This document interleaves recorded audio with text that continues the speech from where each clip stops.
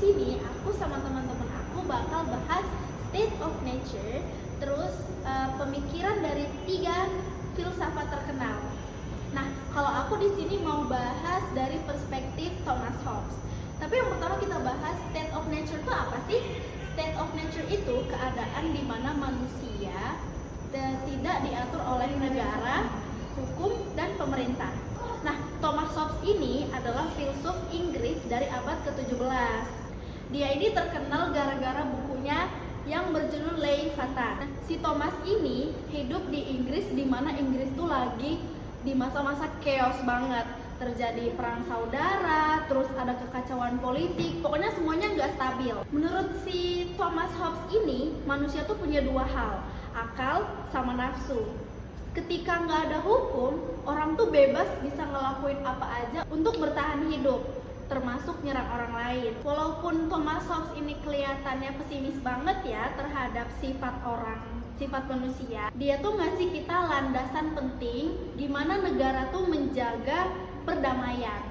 Halo, aku Ara. Aku mau ngelanjutin nih penjelasan terkait kontrak sosial menurut 3 filsafat. Tadi kan si Siva udah menjelaskan tentang Thomas, aku mau menjelaskan tentang John Locke. John Locke itu bilang negara itu terbentuk karena orang-orang yang sepakat buat kerja sama demi hidup yang lebih aman dan tertata. Soalnya sebelum ada negara, semua orang itu hidup bebas, tapi juga rawan bahaya. Nggak ada polisi, nggak ada hukum, jadi siapapun bisa ngambil hak milik orang lain. Nah, supaya hidup lebih aman, orang-orang itu bikin kontrak sosial atau kesepakatan bareng-bareng. Lewat kesepakatan itu, mereka setuju buat bikin aturan, punya pemimpin atau yang bisa kita sebut sebagai pemerintah, dan hidup dalam satu negara. Kalau pemerintah jahat atau nggak melindungi kita dengan baik, rakyat itu bisa loh ganti pemimpinnya atau pemerintah.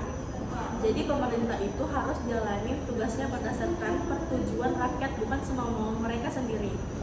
Gampangnya gini ya, negara itu ada biar kita hidup aman dan adil.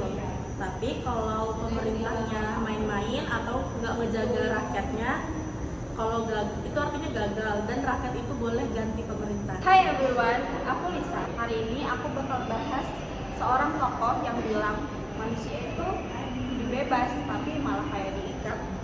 Siapa dia? Yap, Jean-Jacques Rousseau. Hari ini aku bakal ngejelasin perspektif Jean-Jacques Rousseau soal apa sih itu kontrak sosial.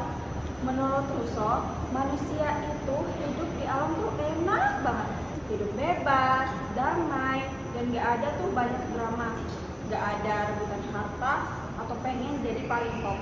Semua ya hidup-hidup aja secukupnya. Tapi makin lama makin rame, manusia mulai tinggal bareng, kerja sama, terus muncullah ide kayak ini tuh tanah gue ya.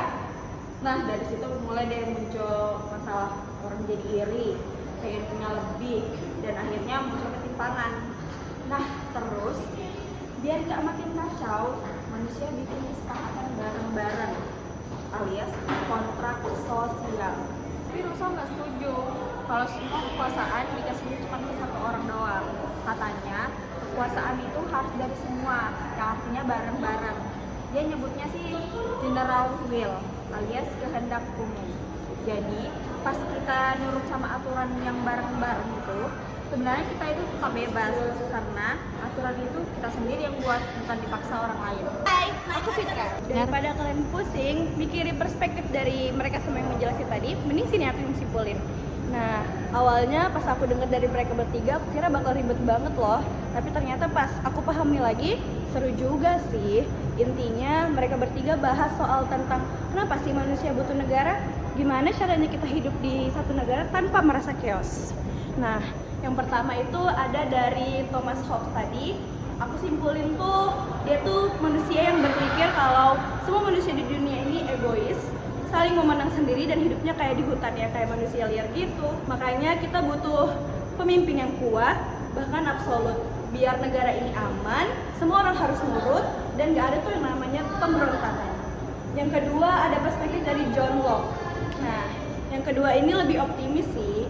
Dia percaya bahwa manusia itu punya hak alami kayak hidup, kebebasan dan properti. Negara dibentuk buat jagain hak-hak tersebut.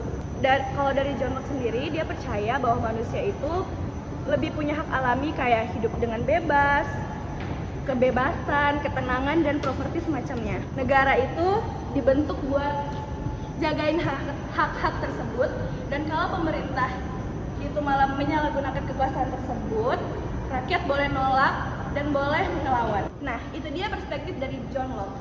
Nah, yang ketiga ada Jean-Jacques Rousseau. Nah, kalau menurut aku sendiri, Jean-Jacques Rousseau ini unik banget loh teman-teman, karena menurut dia manusia itu punya hidup yang damai di suatu alam. Tapi masalah mulai bermunculan karena ada yang ngaku-ngaku punya barang nih, misalnya, ini barangku loh, bukan barangmu. Jadi dari situ muncullah ketimpangan dan konflik-konflik sosial. Solusinya apa teman-teman? Solusinya bikin aturan bareng-bareng lewat kontrak sosial atau yang dinamakan musyawarah.